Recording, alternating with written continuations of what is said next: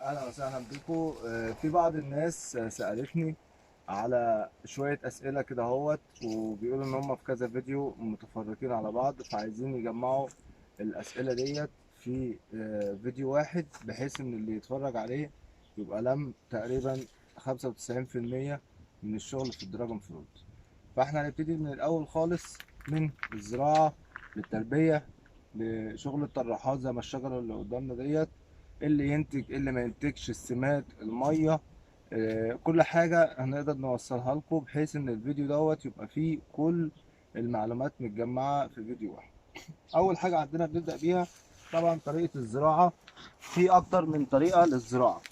في رقم واحد زي ما انتم شايفين كده اهوت، يا اما على عمود خشب ومحطوط له حديده على هيئه اللي انتوا شايفينها ديت، وبنركب عليها طارة. النظام القديم دوت بتاع الطارة الكاملة اللي هي تتركب على الحديدة. النظام ده مش كويس، انا اوريدي عامله، كل حاجة بعملها هنا بجربها بشوف الامثل ايه. رقم واحد، الطوق ده تقيل، والحديدة والزرع اللي موجود عليه تقيل، فالتقل دوت بيخلي الخشبة اللي متصلة بالحديد ده بتفصل. فدي من الطرق اللي مش محببة. لو حبيت تعمل الطريقة ديت هتعملها بس تحط من فوق الطارة زي ما انا وريتكم في فيديو قبل كده، المقصوصة، بحيث ان هي تكون خفيفة. دي رقم واحد. رقم اتنين، الطراحات الكتيرة ديت مش حاجة صح. المفروض الطراحات الغضة اللي كلها اللي من فوق في القلب دي تتهوى، ما يبقاش فيه غير الطراحات ديت بس. واحد، الغذاء هنا يبقى كويس. اتنين، ما يبقاش فيه حمل جامد على الطوق وعلى الشغل كله اللي موجود عندنا. دي نوع من انواع الطرق. في اللي زيها بالظبط واللي احسن منها بكتير بس مكلفة شوية، اللي هي عمود الخرسانة. يبقى عمود خرسانة طالع منه 3 سياخ بنفس الشكل دوت. ده تقدر تزرع عليه وتسيبه براحته، مش هيحصل له حاجة لان ده عمود خرسانة. في طريقة تانية اللي هي طريقة بتاعت العنب، سلك العنب، ممكن تربيه على سلك العنب. الطريقة دي انا مربي عليها، اثبتت كفاءة كويسة جدا. بس هي مشكلتها الوحيدة ان انت بتربي على سلك، والسلك زي ما انتم عارفين حامي على الطراح، فممكن تؤدي لان انت ما بيشيل معاك طرح او الحمل يكتر، ان تلاقي بعض الطراحات عندك ابتدت تتكسر. عشان نتغاضى عن الحكاية دي، لو انت عندك اسهل تعمل جيبل بتاع العنب، ممكن تحط في السلكة ديت خرطوم قديم، اللي هي خراطيم الري، تلبسها جواها، بحيث ان هي تبقى ايه، حنينة على الطراح ما يتكسرش مننا. طريقة الري اللي عندنا أفضل طريقة اللي هو طريق طوق على جي ار، يفضل 30، والخراطيم اللي بين الشجر زي ما انتم شايفين كده اهوت تبقى سادة، علشان خاطر تقلل نسبة الحشائش اللي موجودة عندك في الأرض. فدي تعتبر من أفضل الطرق. في طريقة تانية، وهي طريقة الرشاشات. انت ممكن تركب رشاشات من فوق تنزل على النبات. دي بالنسبة لنبات الدراجون فوق الممتازة، هو يعشق هذا الموضوع، الرطوبة العالية من أهم أسرار الدراجون، إن هو يحب الرطوبة العالية قوي. دي طريقة ممتازة جدا. وخلي بالكم في معلومة يمكن القليلين يعرفوها في مصر والعالم كمان، بعض الناس بس اللي شغالين بيها تقريبا في تايلاند.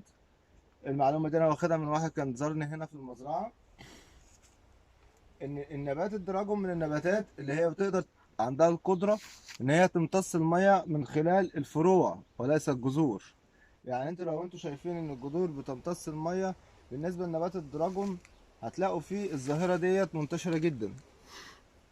الظاهره ديت عباره عن جذور هوائيه. الجذور الهوائيه دي وظيفتها، الناس فاكراها ان هي محاليق بتتسلق بيها. يعني الفكره ان بتاعتها الاساسيه مش محاليق بتتسلق بيها، محاليق بتتسلق بيها، بس ده مش هدفها الاول. يعني لو بصينا هنا هنلاقي برضو نفس الكلام، جذور هوائيه، جذور هوائيه. الجذور الهوائيه ديت مجرد ما بيجي الصبح شبوره او ندى او اي حاجه، الجذور دي بتشتغل على طول تمتص الميه اللي موجوده في الجو وتدخلها على طول مباشره للنبات. في دراسات بتقول ان النبات الدراجون يقدر يوصل لحد 70% من اكتفاء الري بتاعه من خلال الجذور الهوائيه، و30% فقط من الجذور. فدي ظاهرة مهمة جدا. علشان كده الرشات اللي بنرشها في الدراجون بتحقق كفاءة عالية جدا، لأن النبات ليه قدرة على الامتصاص عالية جدا جدا جدا. فاللي بيتابع أسلوب الرش، يعني أنا في شغلي بحب أسمد أو أغذي أو أدي مغذيات عن طريق الرش. يعني أنا تقريبا كل 3 4 ايام ممكن ارش عادي، اوفر ان انا احط في السماده في الارض اللي ينفع يترش معايا ارشه، بيبقى اكثر كفاءه من الامتصاص الجذور. نرجع تاني لطريقه التربيه اللي قلنا عليها. خلاص كده هو الثلاث اشكال اللي اتكلمنا فيهم. طبعا زي ما احنا في الفيديوهات قبل كده شرحناها، نقولها بسرعه. ان النبات المفروض اللي بيطلع مني بسيب منه نمو واحد طالع مكمل معايا لفوق الطوق، واي نموات جانبيه زي كده يفضل ازالتها اول باول، ما تستناش لما تكبر عشان ما تاخدش منك غذاء على الفاضي. بيطلع معايا زي ما قلنا برضو فوق، يا اما بنعمل تيبنج للنبات عشان يطلع فروع، او بنسيب الطراح مجرد ما بينزل القمه الناميه بتاعته بتبقى انتهت، نتيجه ان هي مش متوجهه لاعلى، متوجهه لاسفل. فانتهاء القمه الناميه دوت بيخلي العيون اللي موجوده هنا تبتدي تنشط وتطلع لي نموات جديده، زي المنظر اللي احنا شايفينه اهو. ادي النبات مجرد ما نزل ابتدى نموات تطلع. طبعا انا في الحاله دي انا عندي نموات كتيره كافيه، يفضل طبعا النموات اللي انا مش عايزها او النبات كده مغطيني بلاش منها، عشان ما تهلكش غذاء وفي نفس الوقت هتبقى حمل على الفاضي بالنسبه للنبات. دي طريقه التربيه سريعا. في اثناء الزراعه في الري بتاعنا، اثناء الزراعه اول ما بتيجي تزرع، لما بتيجي تزرع بتدي ريه غزيره وتوقف على كده، وتقعد حوالي من اسبوع ل 10 ايام ما ترويش تاني. ليه بنقعد اسبوع 10 ايام؟ عشان نحط الجذور اللي موجوده اللي هي هتتخلق لسه ان هي تطلع تدور على الميه، لان لو البيئه اللي انا زارع فيها مليانه رطوبه عاليه جدا، إيه اللي هيخلي الجذور تطلع عشان تجيب ميه؟ مش هتطلع، هتفضل. فهتلاقي بتطول، ممكن تقعد معاك شهر ومفيش نموات، شهرين مفيش نموات. ده بعد كده بيؤدي الى وجود اعفان، ان انت ما عندكش جدر وفي ميه زياده، فيؤدي للاعفان. وما تنسوش معانا ان احنا قلنا قبل كده ان الدراجون العصاره بتاعته غنيه جدا بالمواد الغذائيه وبتبقى موجوده. انا عندي نبات تجربه عاملها، النبات دوت اتكسر مني، ما رضيتش اشيله سيبته، وبرغم كده زي ما انتم شايفين النبات اخضر زي ما هو، ما حصلوش. النبات ده مقطوع بقاله اكتر من شهرين ماشي، وفي نموات كمان طالعه، في نموات كمان طالعه. ده دليل على ان النبات شغال، لسه شغال عادي، ما فيش مشاكل، اكنه ما حصلوش حاجه. نموات جديده اهي، نموات جديده اهي اهي، مفيش اي مشكله فيه ومفيش جذور. وده اللي يثبت نظريتي ان هو بيمتص الميه عن طريق الجذور الهوائيه، يعني نبات من غير جذر وبرغم كده بيطلع نمو. خلي بالكم، يمكن ده من النباتات القليله جدا، او هي عائله الصباريات، هي العائله الوحيده اللي تقدر تعمل الموضوع دوت، ان هي تكون مفصوله وتجدد. ده نتيجه ان العصاره بتاعتها بتبقى غنيه. عشان كده اللي بياخد يزرع عن طريق العقل ما يقلقش، لان كده كده العقله فيها الغذاء بتاعها اللي يقضيها لحد ما تطلع الجذور بتاعتها. ده بالنسبه لموضوع الري. بعد كده بعد ما روينا بعد 15 يوم ممكن نروي تاني بعدها باسبوع، وهكذا بنبتدي نقلل الفترات على مسافات. مع بدايه ظهور اول نمو عندنا في الشتاء اللي بنزرعها جديد، نبتدي نروي على مسافات قريبه، لان خلاص كده معناه ان الجذور ابتدت تشتغل معانا. في بعض الاسئله اللي الناس كانت بتسالها لي، ازاي اميز ما بين الشتله او العقله اللي تنفع تشتغل معايا والعقله اللي هي ممكن ما تشتغلش معايا. بصوا يا جماعه، لو انا واخد عقله من النبات دوت، يعني ولنفرض مثلا اهو، ده زي ما انتم شايفين اللون بتاعه ازرق غامق، وبدل ما ازرق غامق ده اتاكد انت لو زرعته هيطلع معاك بنسبه 100%، لان هو اوريدي طراح مستوي، فسهل ان هو يجدر ويشتغل معاك.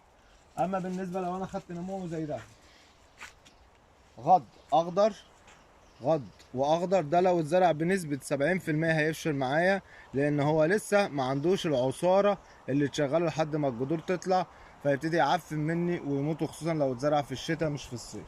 فيفضل لما تيجي تاخد عقله تاخدها من حاجه قديمه بقالها اكتر من 6 شهور، ديت بيبقى نجاحها وشغلها حلو وكل حاجه هتترتب عليها بعد كده كويسه. اما اذا كان غض فهيبقى الموضوع مش كويس خالص. تاني سؤال الناس سألوه لي برضو، ازاي اقدر اميز ان اذا كان النبات بتاعي هيطرح السنه دي ولا مش هيطرح السنه دي؟ اذا كان النبات بتاعك وصل للمرحله ديت ان هو عدى الطوق ونزل وربى طراحات قديمه زي كده اهوت، ده بنسبه 100% ان شاء الله باذنك يا رب هيطلع تزهير وهيطلع عقد. اما بالنسبه للطراح زي اللي موجود عندنا هنا هتلاقوا ان هو لسه غض. ده طراح السنه الجايه مش طراح السنه دي اللي هيطلع انتاج. طبعا ده لا يمكن يطلع انتاج، كل اللي في القلب دوت الغض ده لا يمكن يطلع انتاج ولا يفضل زراعته حاليا. يعني انت حتى لو قصيته دلوقتي احنا سايبينه بس عشان يستوي شويه، واول ما يستوي يتحول لونه كده هنبتدي نقص كل اللي في الداخل دوت وننزل بيهم زراعه جديده. طيب ازاي اميز بين الاصناف؟ الاصناف اللي موجوده من الدراجون ياما مفيش اكتر منها، والناس اللي بتعرف تميز في الدراجون الابيض من الاحمر من الاصفر قليلين قوي، لان الاختلاف اللي بينهم بيبقى ضئيل، والعين العاديه اللي مش خبيره ما بتقدرش تميز منه قوي. طب ازاي نعرف نميز منهم؟ في حاجات واضحه وصريحه بين كل عيله، الابيض او الاحمر او الاصفر، بتبقى تعرفها من الوهله الاولى. اما ان الصنف ده كويس او مش كويس ده مش هتقدر تعرفه الا من خلال ان انت تزرعه ويكون مطلع عندك انتاج وشفته. فدي بترجع لامانه للي بيبيع، انه لازم ما يبيعش حاجه هو مش مجربها. وده اللي بنصحه دايما الناس اللي بتبيع في الاسواق، يفضل ما تبيعش حاجه غير لما تكون انت شفتها وجربتها بنفسك، لان انت ممكن يكون عندك صنف اوريدي مش منتج. في بعض اصناف الدراجون مش منتجه، وفي بعض اصناف الدراجون بتزهر وما بتعقدش، وفي بعض اصناف الدراجون بتزهر وتعقد لكن انتاجها بيبقى خفيف قوي جدا، وفي بعض الاصناف اللي هي بتبقى مميزه عالميا والناس بتشتغل عليها، بتطلع كواليتي كويس وجوده كويسه واحجام كويس. فعندنا في الابيض، الصنف الابيض بيبقى المسافه ما بين العين والعين مسافه واسعه وواضحه وصريحه، مسافه واضحه وصريحه. غير كده الكبسوله بتاعه العين بتبقى الى حد ما صغيره ومش باينه قوي. اما في الصنف الاحمر بنلاقي ان المسافات اللي بينهم ديت بتبقى قريبه جدا جدا، والبرعم اللي طالع ذات نفسه بيبقى اكبر واوضح من دوت. يعني بمعنى اصح بيبقى الاحمر اكتر شوكا. يعني لو انا جبت مساحه مثلا ثابته 20 سم من النبات ده و20 سم من النبات دوت، لو في الابيض لقيت فيه 10 عيون هلاقي في الاحمر ما لا يقل عن 25 عين. ده اللي يفرقك من الابيض من الاحمر من اول وهله. في بعض الاسئله التانية الناس سالتني امتى اقدر اخد شتله من من النبات اللي عندي او عقله عشان ابتدي ازرعها تاني.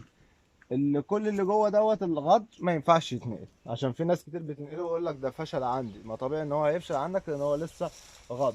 لازم يبقى على الاقل نص مستوي، دي اقل حاجه بيبقى فيها نسبه مخاطره بس الى حد ما بتنجح، اللي هو زي الطراح ده نصه ازرق غامق ونصه اخضر. الازرق غامق ده هيقدر يشغل الاخضر اللي فاتح دوت وهيبتدي يجدر ويبتدي يشتغل معاه. يعني اوضح مثال اهو، حته زي دي برغم ان هي صغيره لكن من ورا غامقه ومن قدام فاتحه عادي هتشتغل معانا. لكن الجزء اللي هو كله زي كده اخضر غض او زي كده اخضر غض ده بيبقى صعب قوي ان هو يتنقل معانا. بالنسبه لموضوع التسميد، بخصوص التسميد النبات الدراجون مش شره للتسميد.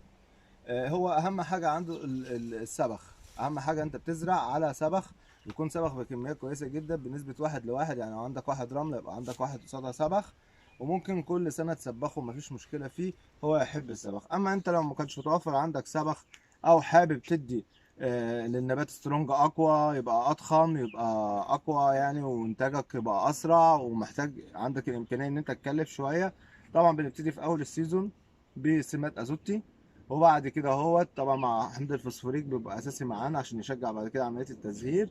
ومع بدايه خروج عمليه التزهير بنبتدي نقلل نسبه الازوت لنسبه البوتاسيوم والمغنيسيوم. وفي مرحله التزهير ضروري جدا موضوع الكالسيوم بيبقى قبل التزهير كده بحوالي 15 20 يوم عشان يثبت لنا معانا العقد ويقوي العقد بتاعنا. بالنسبه لموضوع التسميد. اما موضوع الرشاد خلي بالكم دي اهم حاجه للدراجون اللي الناس كلها للاسف بتقع فيها، وكل الناس بتبعت لي بتقول لي يا اشرف انا عندي النبات بيظهر وينفل ويقع. السؤال ده اتسال لي كتير جدا جدا جدا.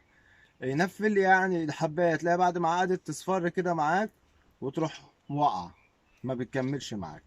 ده بيجي نتيجه ايه؟ ده بيجي نتيجه حاجتين اساسيين. واحد، نقص الحديد اللي موجود في النبات، فده بنعوضه ان احنا بنرش رشات كل 15 يوم حديد. رقم اتنين، كالسيوم والبورون.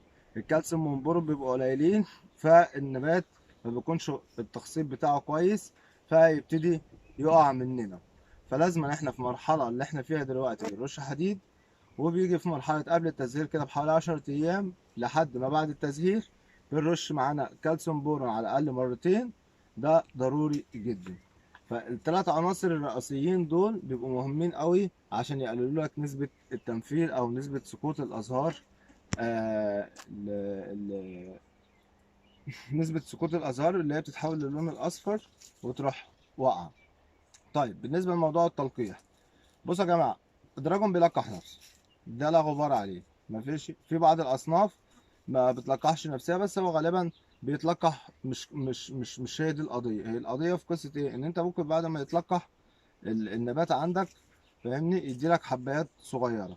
ماشي. فعلشان كده احنا بنلجأ للتلقيح اليدوي. طبعا انت لو انت زارع شوية نحلة هينقل لك شوية مش عارف ايه. لو انت بقى منطقة ما فيهاش نحل، ما فيهاش حشرات ليليه، ما فيهاش اي كلام من الكلام ده خالص، هتضطر كده كده تلقح يده. انا كده كده برغم ان انا عندي منحل وعندي وبتاع لازم القح يده. ليه؟ لان تلقيح اليد دوت اثبت كفاءته انه بيزود عدد الغرف اللي موجوده في النبات، اللي بيدي لك في الاخر احجام كبيره. يعني احنا وصلنا دلوقتي عندنا الحبايه الواحده لكيلو. فعلشان توصل للحجم دوت لازما تلقح يده. تلقيح اليد طبعا معروف ان هو بيبقى بالليل.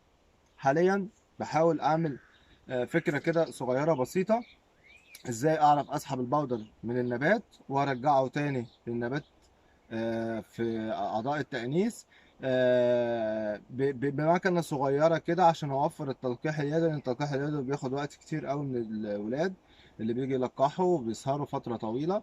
فاحنا حاليا شغالين ورشه عمل صغيره كده ان احنا نعمل حاجه بسيطه كده سيمبل تمشي لنا الموضوع مكان، بحيث ان موضوع التلقيح دوت لو انت عندك مساحه كبيره ما ياخدش عندك وقت ولا اي حاجه. دي الحاجات الاساسيه اللي بنتكلم فيها عن الدراجون. ولو في اي استفسار منكم او في حاجه انا ما قدرتش اغطيها عن طريق السهو ولا حاجه، يا ريت تبعتوا لي كومنتات وتقول لي السؤال اللي وانا في خلال ساعات بسيطه جدا هكون ردد عليكم باي استفسار. شكرا لكم.